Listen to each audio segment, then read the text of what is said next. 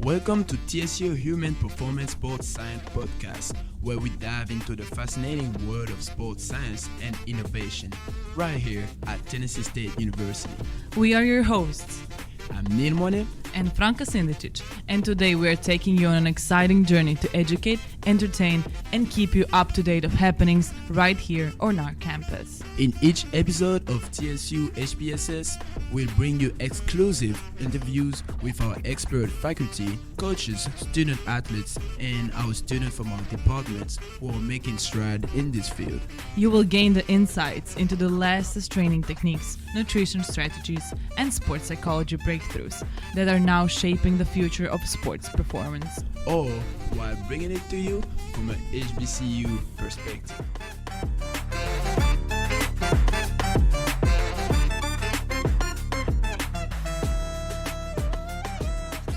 Hello everybody and welcome back to our TSU HPSS podcast. Today with us is our sports agent, Rolando Shannon. Welcome to our podcast. Thank you. Excited to be here. We're excited about hearing some information from you. So can you first please introduce yourself to us? Absolutely. My name is Rolando Shannon, NFL PA, NBA PA, FIBA certified agent from Nashville, Tennessee. All right, so tell us a little bit more about how did you get there? Absolutely. So I was a master's student like you great guys back in 2015, looking for an avenue of sports I wanted to do. I had a former college teammate. I played at Carson University in East Tennessee, and I had a teammate who was playing with the Kansas City Chiefs at the time, and we would talk frequently, and he would ask me, what do you think about being an agent? And at the time, I thought you needed a law degree, right? So my intents were to try to get into law school. However, I went to the NFLPA website and seen that, hey, you just need a postgraduate degree, which is a master's or anything. So I obtained my master's in 2015. The test was $2,500, so of course I had to work to save up for that. Took me a couple of years, finally got the money and the muster to take the test. Took the test, and the rest is history. So since you said you're NFL, NBA, so how do you balance all of those, or both of the sports? It's definitely tough. It's tough because the seasons kind of vary off at different times. Like, for instance, this is like really, really peak NFL season. However, this is really peak recruiting basketball season as well, right? With the NCAA tournament just recently ending, this is the time in which guys who are going to the NBA are declaring for the NBA or declaring they're going to transfer and things like that. So this is like peak time for recruiting and trying to sign players. So with this being peak time, it's really, really busy. Typically for NFL, it's January. So around January is the time where it peaks for trying to sign clients, stuff like that. So it kind of dies down around this time because guys have already participated in the combine or participated in their pro days and things like that. So coming up towards spring now is mostly like NBA agent recruiting. So you kind of just level off, but you definitely need a strong team to help you as well because it can definitely be overwhelming. So before we start the podcast, you said it's a busy day. So can you tell us what does your day look like usually as a sports agent? Absolutely. So I pride myself on being a family man first. So busy day, of course, getting up, getting my kids ready for school, taking them to school, then immediately get on the phone call with my partners, right? So I talk to my partners. One of my partners, his name is Henry Washington. He's NBA certified agent. With this being peak time, him and I are on the phone at least 45 minutes a day, every day. So get on the phone with my partner. We talk about different avenues and different recruiting measures we want to get. And then we make preparations for upcoming events, right? So the Portsmouth Invitational is a senior basketball tournament that happens every year in Portsmouth, Virginia. And a lot of different scouts and team personnel are out there. So that's actually coming up the 17th through the 20th. So we're making preparations to get out there. The NBA Draft Combine is coming up May the 12th through the 20th. And we're making preparations to get out there. So we're just making travel arrangements, making preparations. And also just talking about the guys that we're currently trying to represent, right? So the guys we're recruiting, making sure we're touching base with them. making sure we're touching base with our help as well. So we have people who work with us and help us as well. And we want to make sure one of us are texting players at least once a day, just checking in with players to let the players know that we're still here and we want to stay fresh on their minds. So hopefully they'll sign with us. So you said when you go to those events, how do you recognize the talent? That's a really great question. Really great question. So quick backstory. When I was in NFL, I thought I was going to be like the ghost whisperer, right? So I thought I would take guys who NFL people didn't see as great talent or potential NFL players, and I was going to agent my way into making them great players, right? Definitely doesn't work like that. So you want to gain a good rapport with scouts and NBA team personnel, and you have these conversations, right? So you develop a good rapport. I don't want them to think that I'm ever using them, but, of course, I'll love to be their friends. I'm honored by, the position they work, but you gain good personnel and networks with an NBA team personnel, and they have conversations with you, right? So, for instance, I may text a guy who works for the Pelicans, and I may ask him, hey, what do you think about this kid that plays at Utah State? And he may say, yeah, Rolando, great kid, man, but I don't think he's a pro, and at least not NBA, right? He may be a good different country pro, but not an NBA pro. And from there, you kind of make a decision as a team whether or not you're going to continue to recruit that player or not, right? So I think with my team, we want to go NBA first. So we want to make sure that we're approaching guys who are going to make the NBA first. And then around this time, like now, if there are guys who don't have agents and we feel like a guy's a good fit for us, meaning like he's a good person, to answer your question, he's a good person, he's a good listener, he's fun to be around, and somebody you really want to work for, right? So you don't want to just work for, somebody that's going to be miserable. You don't want to work for someone who's always going to be constantly hounding you and like trying to figure out like, hey, do I have a job? You want the guy to know that you're working and try your best to help find him a job. So you want to work for people who it's going to be easy to work for. What would you say is the biggest challenge of your position? Recruiting, yeah. I'm the type of person, to be honest with you, I don't really like to press people, right? I don't like to bother people. I'm typically not a text-first person just because I don't want people to feel pressed or, anything like that. So the fact that when I'm in this business, I have to be a hounder. I have to text families. I have to text parents. I have to call players, knowing that, I'm somewhat of an introvert, not all the way. I'm a nice guy. I love people. I love to be around people. But, it's hard for me sometimes to want to get out of my shell and want to text people and want to continue, talking and keeping the conversation going. But it's very difficult because, like Franka was just asking, like, when you have a busy day like this, sometimes it's hard to keep in contact with certain people, right? So right. You really want to reach out to guys every day just to check on them, make sure they're good, making sure you still got a chance to sign them. You also have to talk business with them. A lot of people don't understand how the agency situation works, but a lot of these guys, they're done playing right now. So when they're done playing, you have to pretty much take care of them until they start getting their first professional check, right? And that can come during the season, and the season doesn't start till October. So, from my understanding, what you're saying, you kind of like to keep your connection with your recruits friendly and sort of like a family. So, is that one of your ways how you are attracting your future recruits as well? Absolutely, definitely. I think with me not being a part of a big time agency, you have to have more of a family type approach, right? So you want to build that good bond, that relationship, and that trust. I've seen guys as well, and I've seen successful guys, and this is not a knock on either way, but I've seen guys just be strictly business, right? But if you're working for a big time agency such as CAA or Rosenhaus Sports or Athletes First, you can kind of take a more business-like approach. You can come to Franka and you can say, hey, you want to sign with me? Here's $100,000, and you'll be like, you're my agent. But with guys like me being smaller agents, and typically we don't have the resources to, provide guys like the bigger agencies. You have to have more of a relationship type approach. So when you get that, when you attract that player or your new recruit, how do you negotiate the contracts? So Nil and I are both international, so we literally have no clue about negotiating and law in here. So we're really wondering, how is that like? Well, people negotiate a lot more than they realize, right? So like,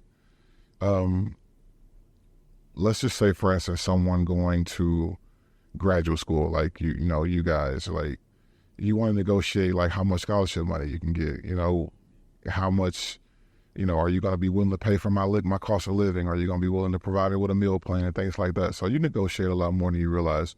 So in order to negotiate a contract between myself and a player, my contracts are pretty much iron claw, right? Like there is room for negotiation depending upon how sought the player is, right? So if the player is like highly sought, everybody's trying to sign the player, then of course there's room for negotiation, right? So typically agents get like 3% of contracts. So if it's a highly sought out player who's going to be drafted early, then that player is probably going to get a ton of money. So as an agent, you can take less percentage and you still can get your money's worth, right? So like, if you're representing a guy who's not that sought out, who's probably maybe has a chance to make the NBA, maybe has a chance to make the league, then 1%, you're probably not going to make the money back that you put into right? So you're not going to make your investment back. So you kind of want to make sure that you're doing good business, but you're still making sure the client knows you're doing the work that makes you very much worth the 1% or whatever percent. So say you sign somebody, you sign a player, and he makes it, right? He makes it to the NBA. He makes it to the NFL. How far does your relation goes with that players? Like, do you stay in touch with that player, or how does that go? That is actually a really, really beautiful question, and here's why. Typically, when you have a guy that goes to the NBA, an agent will represent them, and they will have a great rapport with them, and they try to build a bond, and you have to want to stay in contact with that player and keep a great relationship with that player. And here's why. Typically, players and agents make their money on the second contract. Like, so the rookie contract is good. It's okay. They're probably set. They're making more money than the average American. But the second contract is what's really important. And when the second contract comes around, that's when the sharks are coming, right? So every other agent in the world is trying to get your player because they feel like they can negotiate more money for your player than you. So they're coming with all the bells and whistles for your player, right? So I have a friend, right? And I won't say his name, but he's an agent, and he's a good friend of mine. And he represented a player some years ago. And the player was Jamario Moon. I'll just say that. So he represented Jamario Moon rookie contract. And Jamario Moon did great, earned himself a second contract, right? So he went to go live with Jamario, and he went to, had a great rapport, a great relationship with Jamario. By the time the second contract come around, another agent came in and offered Jamario $250,000 to sign with him and leave his current agent, right? So you're probably thinking, like, you're in the business to make money. Why would you do that? Well, it's because Jamario ended up signing a $33 million contract, which 3% of that is lucrative for that agent, right? So he ended up tripling the $250,000 that he gave Jamario.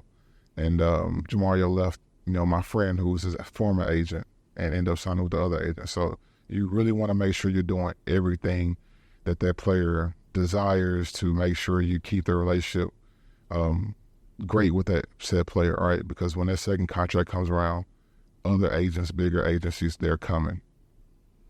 Now, before they make it pro, how do you make sure that your player under your name, under your contract, right? How do you make sure that you putting their name out there? How do you make sure that you promote them for them to reach that professional level?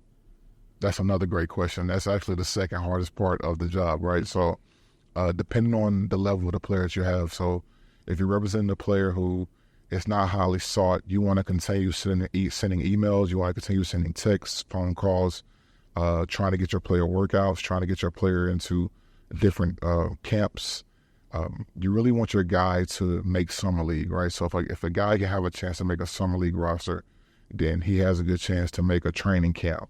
So summer league comes in Vegas or it comes in California during the summer, and you want to have an opportunity for your player to make a team, right? So you want to send out as many different emails, texts, phone calls as possible. You want to continue to use your network that you have to try to get your player opportunities. But that goes back to what I said about having a network and a relationship with scouts and teams prior to signing a player, right? Because if you're talking to these guys and the teams are telling you, hey, this kid doesn't have a chance, then you don't want to ruin your reputation by reaching out to a player, right? So, if, let's just say, we have a friend, right, and we introduce our friend to our other friend, Jennifer, and Jennifer's like, he has no chance. Like, you don't want to keep going to Jennifer and saying, hey, they him. Jennifer isn't going to stop talking to us and being our friend, right? So it's one of those type situations. I wanna use that podcast. Maybe you never know. Maybe some of our listeners is a athlete that try to go pro. Maybe he can reach out to you in the future. I want to know what do you use? What is your strategy to let any players know that you're a different sport agent other than other agent? In most situations, I'm probably more reachable than a lot of different agents, right? So, like, although we're all busy, I make a firm statement to make sure I'm contacting my players. If I already represent you, you always have access to me. I'll answer the phone for you at 2 o'clock in the morning if need be. I'll always be accessible. The truth be told, when guys are going to the NBA, NFL, there are certain things that an agent can negotiate, but the NBPA helps you with all of that, right? So, like, the NFLPA helps you with all of that. So there's some things and some situations in which agents could be better than others, but for the most part, it's all like a lot of people can do it, right? So, like, the biggest thing about being an agent is being able to retain a lot of information, right? And knowing different compliance issues and knowing different rules and regulations that you have to abide by at all times. That's the most important thing. So that's why typically it's mostly lawyers who are agents, right? So, like, the majority of sports agents are actual attorneys. So the biggest difference that I would say is just being accessible, being personable, like being able to, and being willing just to work. I'm willing to get down the trenches and work for you. You know what I mean? Like, I've met some agents, and I've taken agent exams with agents and guys who I know, for instance, they let you know off muscle, like, hey, you can sign with me, if not, oh well, like, I'll work for you, but this is all I'm gonna do. And me, I'm going the extra mile for you. So I'm just wondering, can you tell us about any of your highlights from your career as a sports agent? Absolutely. So, I had some immediate success upon my first transition into the sports agent world. I partnered with a guy by the name of Eric Shane out of Miami. He's no longer a sports agent. Just chose to go a different route, but still a dear friend and a good brother to me. And we had a guy sign with the Tennessee Titans for rookie minicamp immediately, right? And even get some training camp offers. But after that, we were on the road to success. We were on the road to having, a lot of success, and then the pandemic hit, right? So I became an agent in 2018, 2019, and the pandemic hit in 2020. So we actually could have had a lot of guys potentially in training camps and rookie camps and things like that, and that really could have been the boatload of my success. So I would say NFL-wise, it's that. But NBA-wise, just having a guy who participated in Summer League 2 years ago, that was special to me, and being able to go on the court and having access and credentials to go in different areas and speak to, like, guys like Isaiah Thomas and Danny Ainge and Jerry West, the NBA logo, being able to meet these guys and sit shoulder to shoulder with these guys and talk to these guys. But also, even outside of that, I coached the University of Mississippi School of Law in different sports contract negotiation competitions. So I didn't know this before I started being a sports agent, but law schools actually have sports contract. They have different kind of contracts, but they have sports contract negotiation competitions, right? Specifically NBA sports contract negotiation competitions. And Fordham School of Law throws one every year. And I coach the University of Mississippi School of Law every year in the contest. And that's a huge highlight for me, like for a guy who stopped attending law school to be able to coach a law school in those kind of competitions is very special to me. So since you said you became a sport agent in 2018, 2019, so that's not that long ago, which is great. So we have fresh information here. You're right. Because a lot of our students are actually thinking about becoming a sports agent. So can you tell us some advice how to start going towards that direction? Absolutely. So the biggest advice that I would give someone looking to get into my field is the advice that I did not take, and that is to start now. Like there are certain things you can't do now legally, but there are a lot of different things that you can do now. Like I had a friend who pressed me to begin, like, hey, even if you have to become an athletic manager, a manager for an athlete or an assistant for an athlete, get in good with them now and begin working. Because when you get certified, that athlete will automatically switch over to you and you'll become the athlete's agent and you'll make more money. So that friend of mine has had some great success because he started doing that, right? But, I love him, but he also had an advantage too. So one of his best friends from his hometown in Miami was an NFL player. So he kind of was like grandfathered in because he was best friends with that guy. So when he became an agent, he pretty much had guys immediately. But he start now. Start now. You can get with athletes. I think with this entire NIL thing now, if you get certified with the state as a registered sports agent with the state of Tennessee, you can begin representing athletes now. You can meet compliance departments. You're a registered sports agent. You're not certified by any sanctioning bodies, by the NFL, NBA, but you can represent NIL clients now, right? So if there's a tennis player who you feel like is really remarkable, if there's a volleyball player who you feel like is really remarkable, you can represent those guys now, right? So I think another thing that I'm wanting to do with Tennessee State University is becoming like their main source for NIL, right? So I want to be able to be an educator, but also work with athletes too, on NIL deals like that. So that's one of my hopes with Tennessee State University as well. To kind of complete that question, what is some skill and some qualities that would fit great that field of being a sport agent? Another great question. There are, I'm trying to figure out how to answer this because there's a lot of different variations of people who have success at different things, right? So like you can be an introvert, but you're really good at numbers and you're really good at talking contracts. So you can be someone who is not that great with numbers and not that great with contract work, but you're really personable and you have great energy. So someone loves you and you're a great agent for them, right? The biggest thing I would say is you have to love sports because you're going to be in it a lot, right? You're going to be in it a lot. There's different events you got to go to, different appearances you have to make. You have to be able to market yourself. I think one thing that I need to get better at personally is marketing myself, right? So I want to be better at marketing myself and announcing who I am, right? So I thank you guys for opportunities such as this right here because it's great marketing material, right? So it's an opportunity for me to talk and market myself and things like that. But you want to be marketable. You want to be able to talk contracts, and passing that test is really difficult, right? So you have to be studious as well. So when you go to those different symposiums and things like that, you have 2 days. So you get there Friday evening, the class starts Friday, and you take the test Sunday afternoon. So you take the test, and the test is a 3-hour open book exam, but the book is 720 pages. We'll find the answer. So about that test, actually, what are some advice for anyone that would like to take the test? How did you get ready for it? What was your mindset? Start looking at the CBA right now, right? Look at the CBA in which the sport in which you wish to become certified in.